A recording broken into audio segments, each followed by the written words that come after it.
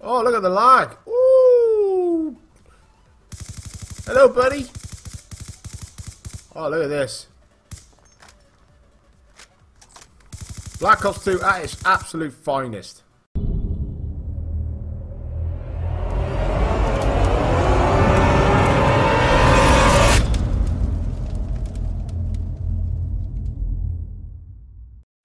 I remember simpler times, back when it was, this is the original... Oh, hello, buddy. When Black Ops 2 first came about, and they decided to give us our first ever DLC weapon.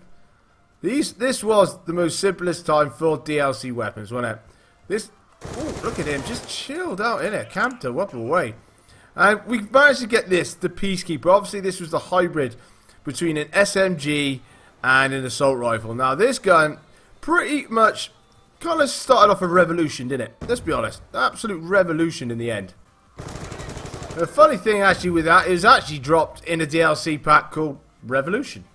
Which was funny enough, but this did really start something special off. This is where like the idea with supply drops and that lot all did come about. Obviously we did have that from other particular titles outside Call of Duty that Activision wanted to get in there with the old cash cow that they are.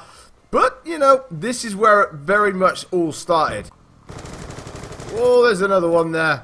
And obviously, with this, once you actually brought that particular DLC pack, you actually got this particular weapon to download straight away. Now, for me personally, the Peacekeeper was a very good weapon to use. Obviously, this was the hybrid between an assault rifle and an SMG. Now, this with stock, because if you remember, stock was in its full glory in these particular games. Obviously, they toned it down. Oh, that's alright, buddy. I got him for you. I'll look after you. And, yeah, so stock give you a high mobility. So once you team this up with this particular weapon, it was absolutely devastating. Now, this is probably my favourite class setup whilst I was using the Peacekeeper. As you can see, we've got fast bags, we've got quick draw, and we've also got stock. Absolutely love the way stock worked in Black Ops 2. Perks, we went with lightweight, we went toughness, scavenger, and dexterity. So this was actually like the simpler times, wasn't it, really? Let's be honest. I mean...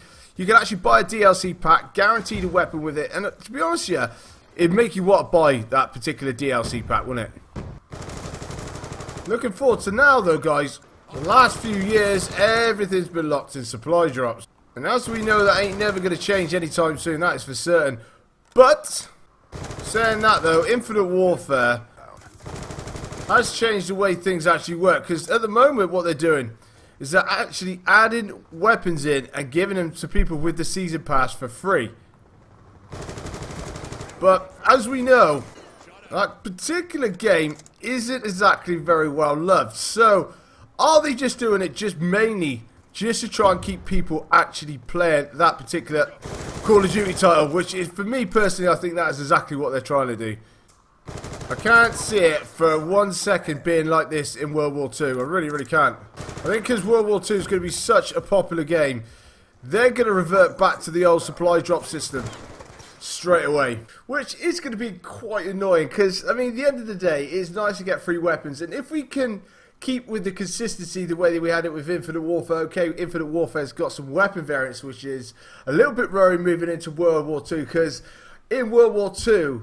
even though you had your basic weapons, you had plenty of different variants for that weapon. So we could be seeing weapon variants coming back in, and then that way they could be giving us free weapons during World War II instead of us obviously getting them all completely in supply drops.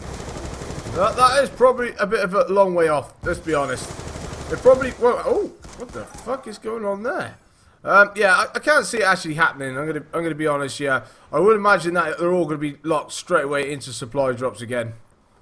But what I would like to see though, if they didn't, is to do the way that they're doing it in Infinite Warfare, especially at the moment. That if you got it, oh hello, hello, oh, look at him, look at him, look at him. If you do not have the actual season pass to actually get those free weapons, you actually get to complete challenges to actually get the weapons that way round. Because even in Modern Warfare Remastered, you can actually craft your weapons as well. So hopefully we'll... oh, hello buddy. So hopefully we'll see something like that implemented into the game still, even if they do lock everything in supply drops and you don't actually get it with the season pass or anything else like that. But I guess with that, we're going to have to wait once we actually get the game in November, because I would imagine they'll probably start off with no weapons in supply drops like they usually do, and then they add it after about a month or two anyway, because we all know that they're going to be dropping in there. But hopefully they're going to be doing something a little bit more interesting, a little bit more way that you can actually earn weapons instead of trying to get lucky in supply drops, or hoping that you're going to spend thousands of pounds on COD points just trying to get these particular weapons. So hopefully we'll have a little different system, but we'll have to wait and see. But this, as we know, in Black Ops 2 was the simpler times. You just bought yourself a whole DLC pack and you actually got a weapon free with it.